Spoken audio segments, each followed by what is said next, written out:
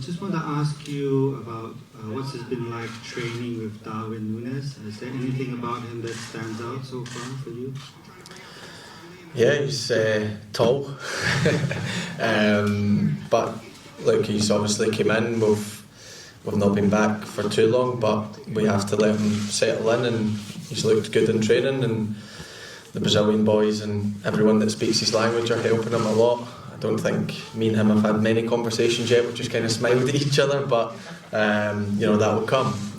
But fantastic player. We played against him and made it really difficult for us defenders in the two games, and if he puts in day performances, then he'll be a really good player for us.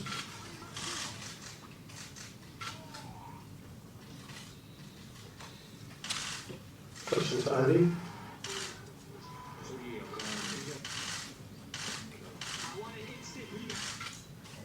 Go ahead.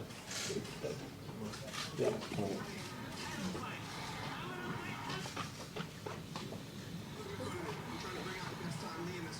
Hi Andy, obviously these trips are about training and pre-season friendlies, but can you just talk about the camaraderie that's built within the squad from these trips with the long journeys and all that, just because there's few new players in the squad as well? Yeah, it's, we're obviously in a hotel. We basically live together over this time, so we spend a lot of time together, a lot of time with the coaches, a lot of time with all the staff, and yeah, I think this is where the foundations for the start of the season start. This is where the hard work gets put in, where we try and find our fitness and our form again, and we start laying out what we want to do during the season. So these camps are so important. When we go to Austria, it will just be as important as well. And the amount of running and the amount of training we do is gets us to where we need to be for the first game of the season. Ours is obviously a bit quicker than everyone else's with the Community Shield coming up, but we'll be ready. We didn't have that long off, especially the international boys, but we had a good enough time to switch off mentally, physically, and our bodies are feeling good, and it's just about getting up to speed now, and I'm sure we will be come the first game of the season.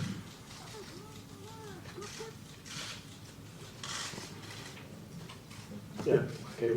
Hi Andy, I'm Gabriel from ESPN. Obviously, you come to a place like this, you see so many fans. Everywhere you go, you obviously know how big a club Liverpool is. But is it still a bit surreal that wherever you go, even a place like this, a small country like Singapore, you guys are getting mobbed, fans screaming your name, and is that just what it means to play for a club like Liverpool? And everywhere you go, you're being adored and loved by fans.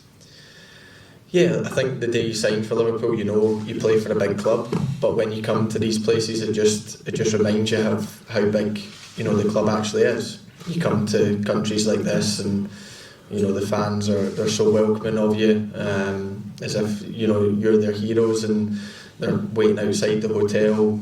Come in the stadium, everywhere you go, they just want a glimpse of you, and we appreciate it massively. The fans all around the world are so important to us, not just the ones that get in Anfield every single week, and it's so important that we give back to the fans.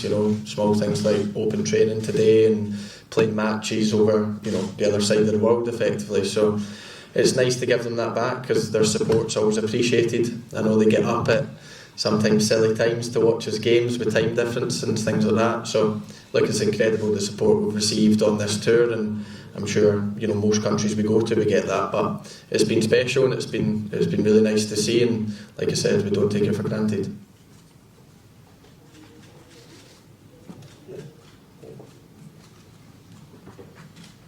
Hi Andy, Laura from the Straits Times in Singapore here. Just now you mentioned about how pre-season is important for you guys to lay the foundations for the following season, right? So last season we came really close to winning the quadruple.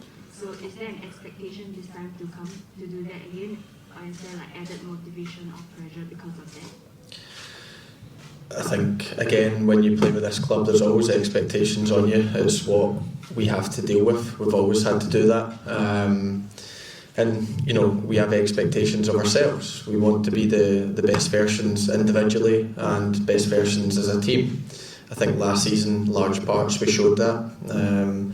Obviously the end of the season didn't go the way we wanted to, but I think after time we can look back on it, and a lot of fond memories last season, and it also drives us forward for next season. We want the feeling of lifting trophies. We had that twice last season and 2 really good days out at Wembley, and we want that feeling again. But we know it takes a lot of hard work. We know it takes a lot of determination and everyone, singing off the same hymn sheet effectively. And if we do that, then we believe we're there or thereabouts, because we've got a fantastic team when we're at our best. But we know as soon as we drop below that, then we won't achieve what we want to achieve. So that's what the plan is, to go for everything at 100% like we've always done. And if we do that, we believe that gives us the best possible chance to be successful.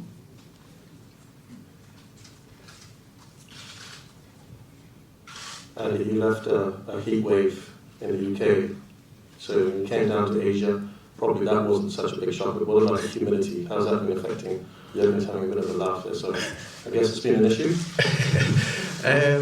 It's made training a little trickier, especially the tougher sessions, but it's something that's part and parcel of football. When you come over to these countries that it's different weather, and being from Scotland, we're not quite used to that. I'm very used to the rain, not quite the humidity, but like you said, it's a heat wave back in the UK just now, so hopefully when we get back there's a little bit of rain, a little bit cooler, so it certainly makes it easier for training. But like I said, it's all part and parcel of it, training at different times, training in the dark, things like that.